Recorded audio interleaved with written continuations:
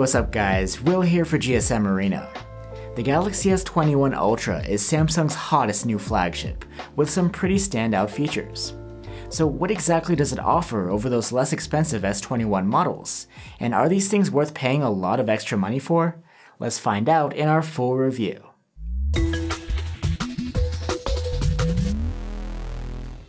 The Galaxy S21 Ultra has an elegant design that is pretty familiar for a Samsung flagship. The back is made from curved Gorilla Glass, which tapers into the aluminum frame. You get Gorilla Glass Victus covering the display for extra protection, and the device has IP68 rated waterproofing too. The S21 Ultra is a bit hefty, but it's manageable. We like the matte finish on the back, which feels great in the hand and helps to mask smudges and fingerprints. The S21 series' signature design element is a metal camera bump that wraps around the edge and folds into the frame. On the Ultra, this brings even more emphasis to its impressive quad camera setup, which we'll get into more in a bit. Let's go over some of the features you'll find on the S21 Ultra which make it stand out, starting with its curved display. The S21 Ultra has a 6.8-inch Dynamic AMOLED screen with a punch hole cutout for the selfie cam. Besides its curvature, it stands out by offering a high QHD resolution together with a fast 120Hz refresh rate. Last year's S20 series phones would end up dialing down from QHD to 1080p if you enabled 120Hz. The refresh rate here is adaptive to your content. When you're touching the screen or scrolling, you get that super smooth effect. And then depending on the situation, the S21 Ultra's screen can dial back to as low as 10Hz to save energy.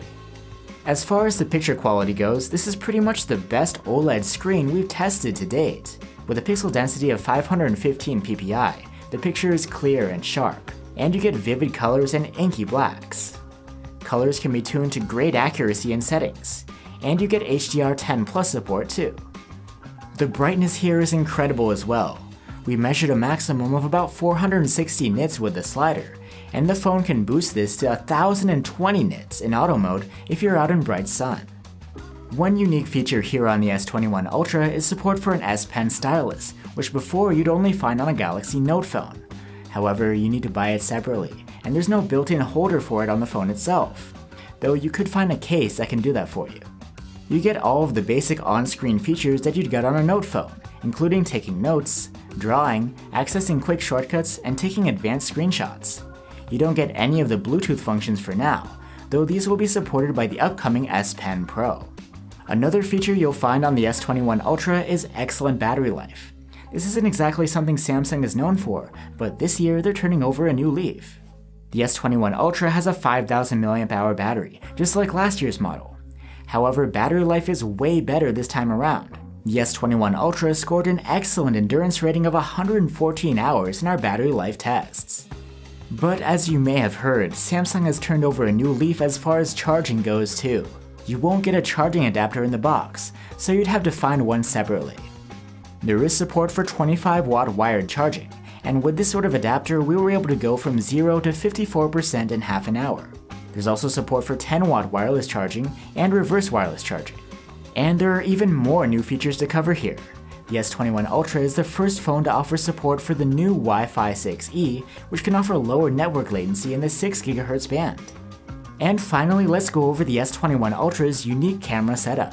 It has a 108 megapixel main camera, a 12 megapixel ultra-wide with autofocus, and 2 zoom lenses, a 10 megapixel 10x folded periscope zoom, and a traditional 10 megapixel 3x telephoto, both with dual pixel autofocus and OIS. Plus, there's a 40 megapixel quad-bare front-facing camera with autofocus, an upgrade over the 10 megapixel unit found on the other S21 models. Since there's a whole lot to talk about, we're just going to do an overview of the camera quality here, and we'll dive deeper in a separate video. From the main camera, 12 megapixel photos taken during the day are excellent in nearly every respect. We do feel that they are a bit over-sharpened though. 12 megapixel shots from the ultra-wide are good too, but not great. You get nice colors and dynamic range, but these appear to be over-processed, and you lose out on some detail because of that. Since the ultra-wide has autofocus, you can use it to take close-up macro-style shots too. These are lovely, with plenty of detail and nice colors. Zoom shots from the 10 megapixel 3x telephoto are upscaled to 12 megapixels. These are okay, with low noise and nice dynamic range, but again we found them overprocessed. The 10x zoom camera also upscales its photos to 12 megapixels, and we felt the same way about these too. You get great dynamic range, but average detail, and you can see processing artifacts here and there. Surprisingly, low light photos from the main cam are merely okay. The level of detail is not quite at the level of the S20 Ultra or even the Galaxy S21. But with night mode, we're back in flagship territory. With this on, the results are great. The highlights and shadows are restored, and you get much more detail and much lower noise. At night, the ultra-wide camera is not so hot. But though quality isn't impressive normally, turn on night mode and you get some good results. Low-light shooting with the telephoto cameras is possible if it isn't too dark, and the results are decent from both, with accurate colors and low noise. Night mode helps the 3x telephoto a lot, bringing you quality that's just as great as the main cams. But night mode is not so useful on the 10x telephoto. It improves exposure, but unless you stabilize the phone somehow, you'd probably end up with a blurry result.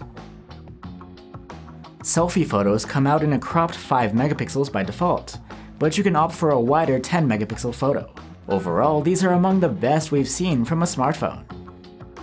As far as video recording goes, 4K footage shot at 30 FPS is very good, across all of the cameras, including the selfie cam. The videos are not the sharpest for a flagship, but in all other respects, they are excellent. So overall, we like the S21 Ultra's cameras. They're quite versatile and the hardware is solid. It's just the processing that appears to be a bit off if you're pixel peeping. Hopefully Samsung tweaks that through software updates. Now let's see what else the S21 Ultra has to offer. These features are pretty much shared with the rest of the S21 series.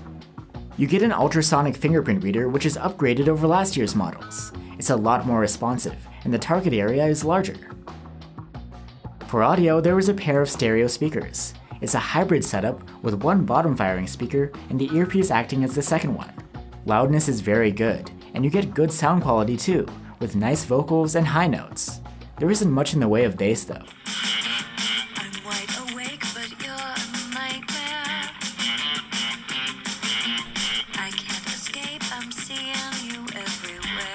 If you want to plug in headphones, you won't find a 3.5mm jack here. You'll need to connect wirelessly or use a USB-C dongle. And another thing you won't find on any of the S21 phones is a microSD slot, though you can get 128, 256, or 512 gigs on board the Ultra. The S21 series phones come with one of two cutting-edge chipsets, depending on the region, either a Snapdragon 888 or an Exynos 2100, both with support for 5G connectivity.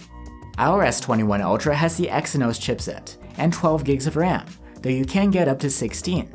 In CPU benchmarks, the Ultra does a nice job, scoring better than last year's Exynos model, though it isn't a huge improvement over the alternative Snapdragon 865.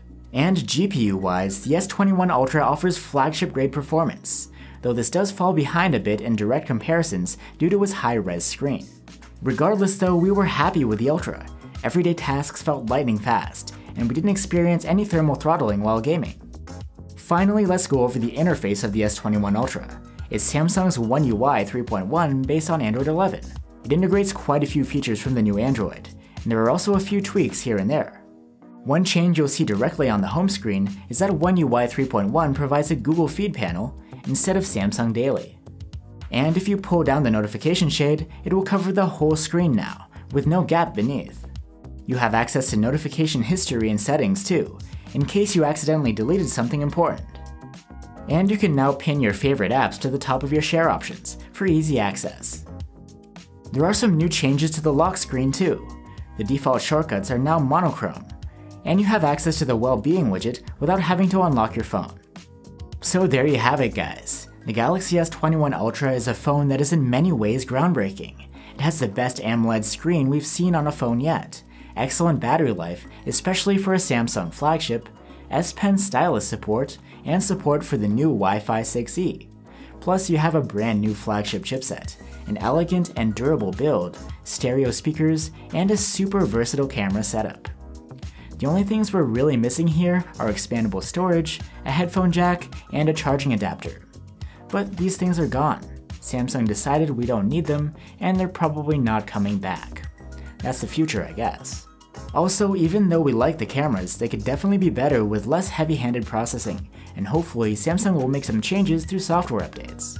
Overall, Samsung has succeeded in making this year's flagship feel like a cutting-edge device. And if keeping up with the newest tech is something that you're after, and price isn't an issue, the S21 Ultra deserves a recommendation. Thanks for watching, guys, stay safe, and see you on the next one.